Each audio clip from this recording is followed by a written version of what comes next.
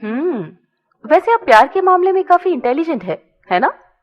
आरोही ने आदित्य की तरफ देखते हुए पूछा तो आदित्य बुझी हुई आवाज में बोला, पता नहीं, पर हाँ, इतना जरूर पता है कि जब प्यार होता है ना तो बहुत सी चीजें बदल जाती है। कभी कभी तो हम खुद भी बदल जाते हैं और हमें पता ही नहीं चलता, और कई बार तो ये प्यार हमें अपने अपनों से दूर भी कर देता है। मे बी, पर मेरे ख्याल से तो अगर प्यार सच्चा हो तो आपको अपने से दूर नहीं बल्कि अपनों के करीब लाता है, आरोही ने मुस्कुराते हुए कहा। आरोही की बात सुनकर आदित्य के दिमाग में सनाया और आरोही को लेकर कंपैरिजन चलने लगा। आदित्य सोचने लगा कि कैसे सनाया उसे मरता हुआ छोड़ के गई और आरोही ने उसकी जान बचाई, कैसे सनाया ने उसे उसके परिवार से दूर कर दिया और आरोही ने एक ही पल में उसे उनके पास ला दिया, कैसे सनाया ने हमेशा उसे रोने की वजह दी और आरोही ने उसे हंसने के बहाने दिए। अब आदित्य को एहसास हो गया कि शायद आरोही से ज्यादा परफेक्ट लड़की उसे इस जन्म में तो नहीं मिल सकती। आदित्य को सोच में डूबा देख आरोही उसके सामने हाथ हिलाते हुए बोली, आदित्य, कहाँ खो गए आप? क्या सोचने लगे? यही कि शायद अब मैं जानता हूँ कि प्यार किसे कहते हैं।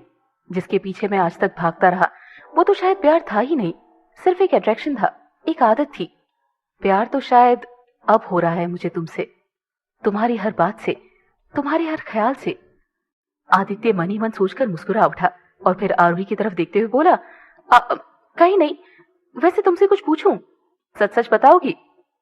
हाँ पूछिए ना, आरोही ने जवाब दिया। तुम्हें सच में कभी किसी से प्यार नहीं हुआ?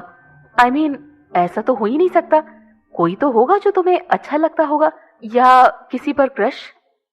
आदित्य ने हिचकिचाते हुए पूछा तो आरोही उसकी आंखों में देखकर सोचने लगी। हुआ है ना, आपसे, पर आपको बता नहीं सकती। नहीं, कभी नहीं हुआ, आरोही ने नजरें चुराते हुए कहा। कहीं कोई तो होगा, कोई दूर का लवर या क्रश, जैसे दूर के रिश्तेदार होते हैं ना, वैसे वाला। आदित्य के इस बचकाने सवाल पर आरोही हंसते हुए बोली, ये अचानक आपको क्या हो गया है? मेरी इतनी जासूसी क्यों कर रहे हैं आप? कुछ नहीं, बस ऐसे ही पूछ रहा था, आदित्य ने झेपते हुए कहा। तो आरोही मुस्कुराकर बोली, ओके, पर मेरा दूर दूर तक कोई क्रश या लवर नहीं है। और तुम्हारी फैमिली में कौन कौन है? आदित्य ने पूछा तो आरोही सोच में पड़ गई। क्या बात है, अचानक मुझ में और मेरी फैमिली में इतना इंटरेस्ट? बस मैं, मम्मा पापा और एक छोटी बहन जो फिलहाल कनाडा में एमबीबीएस की पढ़ाई कर रही है, आरोही ने मुस्कुराकर जवाब दिया। आदित्य और आरोही ऐसी आपस में बातें करने लगे। तभी अचानक आदित्य को कुछ याद आया और वो आरोही को लेकर वहां पहुंच गया जहां कृति और कुणाल बैठे हुए थे। मुझे लगा ही था तू भूल गया होगा, आदित्य ने कहा तो कुणाल हैरानी से बोला, क्या? आदित्य ने अपना फोन निकालकर उसमें से एफएम ऑन कर दिया जिसमें आरजे बोल रहा था। So miss Kriti Khurana, I hope कि अब तक आपको आपकी सीक्रेट एडमायरर का पता चल गया होगा। पर जैसा कि हमने सुबह आप सबको बताया था कि वो इंसान आपका बर्थडे खत्म होने से पहले पूरी दुनिया के सामने अपनी पहचान बताएगा, तो here he is, one of the most famous doctor, doctor Kunal Dixit. ये सब सुनकर कृति फिर से हैरानी से कुणाल की तरफ देखने लगी। कुणाल भी उसे देखकर मुस्कुरा रहा था। दोनों एक दूसरे की तरफ देख रहे थे तभी एक और आरजे जो कि लड़की थी उसने बोलना शुरू कर दिया, really Kriti, you are so lucky. बहुत ही कम लड़के ऐसे होते हैं जो अपने चाहने वाले का बर्थडे स्पेशल बनाने के लिए इतना सब करते हैं और ऐसे पूरी दुनिया के सामने अपने प्यार का इजहार करते हैं। आई विश आप दोनों हमेशा ऐसे ही एक दूसरे के साथ खुश रहो। Once again happy birthday and many many congratulations to both of you. She was right, मैं सच में बहुत लकी हूँ, कृति ने भावुक होकर कहा तो कुणाल मुस्कुराते हुए बोला, मैं भी, पर मैं बहुत अनलकी हूँ, आदित्य ने मुंह बनाते हुए कहा तो कुणाल उसकी तरफ देखते हुए बोला, क्यों? अभी क्या क्यों, हम यहाँ घूमने आए थे ना, पर 3 दिनों से इसी होटल में पड़े हैं, आदित्य ने झल्लाकर कहा तो आरोही हंसते हुए बोली, कोई बात नहीं, अभी चलकर सो जाते हैं, कल जल्दी उठकर हम सब घूमने जाएंगे। आरोही की बात पर सबने सहमति जताई और आदित्य कुणाल और कृति की तरफ देखते हुए बोला, और हाँ, तुम दोनों रात भर बातें मत करते रहना, जाग जाना टाइम से, वरना मैं और आरोही चले जाएंगे। वैसे नॉट अ बैड आइडिया, तुम दोनों ही चले जाओ, कुणाल ने हंसते हुए कहा तो आदित्य मुंह बनाते हुए बोला, हो गया तेरा, अब चलकर सोएं, वरना मैं ना अकेला ही चला जाऊंगा, देख लेना तुम सब। सब हंसते हंसते अपने कमरों में आ गए और कुछ ही देर में सो गए। सुबह के 7 बज गए थे। कृति अभी तक सोई हुई थी। तभी कुणाल कॉफी लेकर उसके कमरे में आ गया और प्यार से उसके माथे को चूमकर मुस्कुराते हुए बोला, गुड मॉर्निंग प्रिंसेस, चलो जल्दी से उठ जाओ, आज हमें घूमने जाना है ना। Good morning. आप इतनी जल्दी जाग गए? कृति ने धीरे धीरे अपनी आंखें खोलते हुए पूछा। जल्दी? मैं तो इसी टाइम जागता हूँ रोज, हॉस्पिटल जाना होता है ना। कुणाल ने कहा तो कृति जम्हाई लेते हुए बोली, पर मैं तो नहीं जागती इतनी जल्दी। कोई बात नहीं, पर आज जग जाओ वरना आदि सच में हमें यहीं छोड़कर चला जाएगा। कुणाल ने मुस्कुराते हुए कहा तो कृति मुंह बनाकर बोली, सड़ू कहीं का। ये रही तुम्हारी कॉफी, जल्दी से पी लो, फटाफट से तैयार हो जाओ। कुणाल ने उसे कॉफी पकड़ाते हुए कहा तो कृति मुंह बनाते हुए बोली, कुणाल आप ना मुझे बिगाड़ दोगे। क्यों? कुणाल ने पूछा तो कृति कॉफी का एक घूंट भरते हुए बोली, मुझे ना अपना काम खुद करने की आदत है, हमेशा से खुद ही करती आई हूं।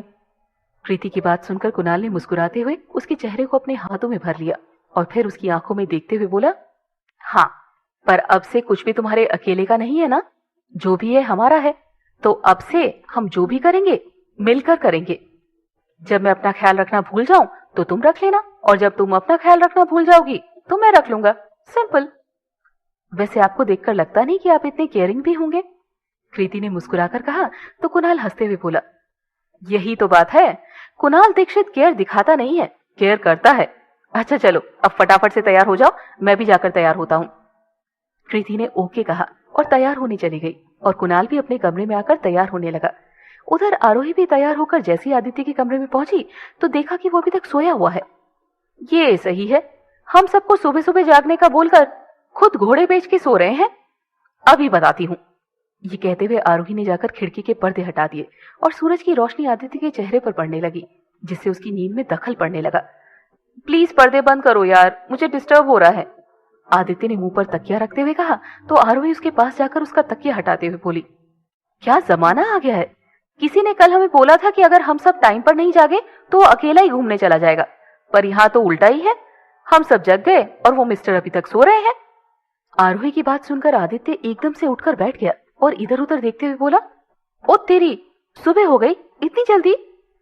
सुबह अपने टाइम से हुई है, आप लेट जगे हैं, अब आप जल्दी से तैयार हो जाइए वरना हम सब आपको छोड़कर चले जाएंगे। ये कहते हुए आरोही वहां से जाने लगी, पर आदित्य ने जल्दी से उसका हाथ पकड़ लिया।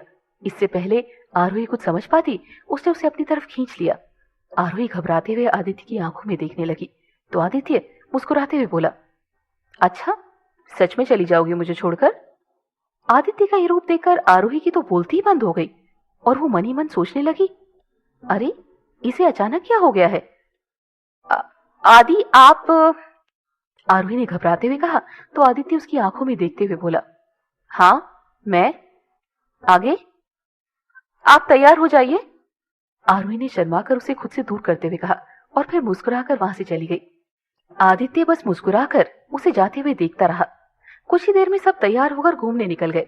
सबने मिलकर बहुत सारी जगह देखी और खूब मस्ती की। 2-3 दिनों में उन्होंने लगभग सारा जयपुर ही घूम लिया। कुणाल और कृति की लव स्टोरी तो शुरू हो गई थी, पर अब आरोही और आदित्य के बीच भी एक बहुत प्यारा सा रिश्ता बनने लगा। दोनों कपल्स के रिश्ते इस ट्रिप पर पहले से और भी ज्यादा मजबूत हो गए और फिर खूब सारी मस्ती करके वो चारों दिल्ली वापस आ गए।